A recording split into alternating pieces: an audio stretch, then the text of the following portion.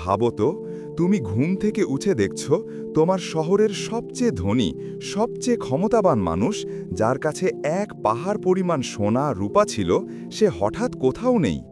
তার প্রাসাদ, তার ধনভাণ্ডার সব মাটির নিচে গিলে ফেলেছে। কেন এমন হলো? চলো শুনি সেই মানুষের কাহিনী, যে একদিন ভাবত, আমি ছাড়া এই দুনিয়ায় আর কেউ বড় নয়।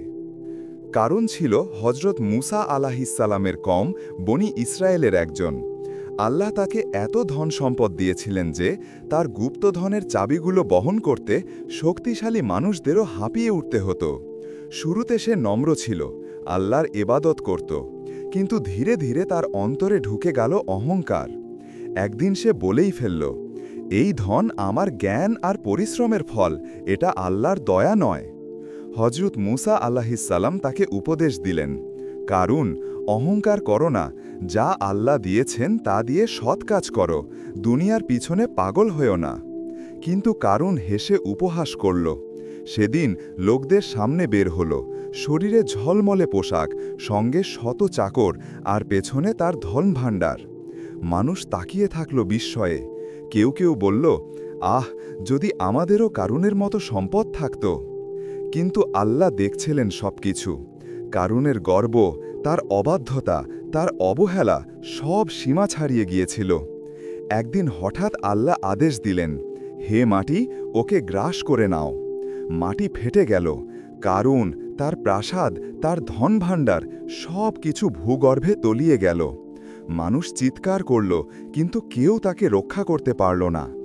এক মুহূর্তে শেষ হয়ে গেল তার ক্ষমতা, তার অহংকার, তার সব গৌরব। সূরা কাসাস আয়াত ৮১।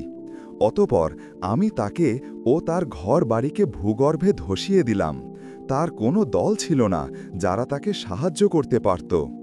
ধন সম্পদ খারাপ নয়, কিন্তু গর্ব, অহংকার আর আল্লাহকে ভুলে যাওয়া, এইটাই ধ্বংসের কারণ। যারা ঈমানদার তারা বলে, এটা আল্লাহর রহমত ছাড়া কিছুই নয়। তাহলে তুমি কি বলো? তোমার যা আছে সেটা নিয়ে তুমি কি কৃতজ্ঞ, নাকি কারণের মতো একদিন সব হারানোর অপেক্ষায় আছো? ভাই ও বোনেরা, আজও অনেক কারণ আমাদের চারপাশে আছে। তাদের ধন দেখে ঈর্ষা করো না, তাদের পরিণতি মনে রেখো। আজই ফেরো আল্লাহর পথে, কারণ কারুনের মতো ধ্বংস হতে সময় লাগে না। চলো দুনিয়ার ব্যস্ততায় একটু থেমে মনটা দেই আল্লাহর প্রেমে। ইমান ইকো, ইমানের কথা শোনাবে তোমায় নবীজির পথটা।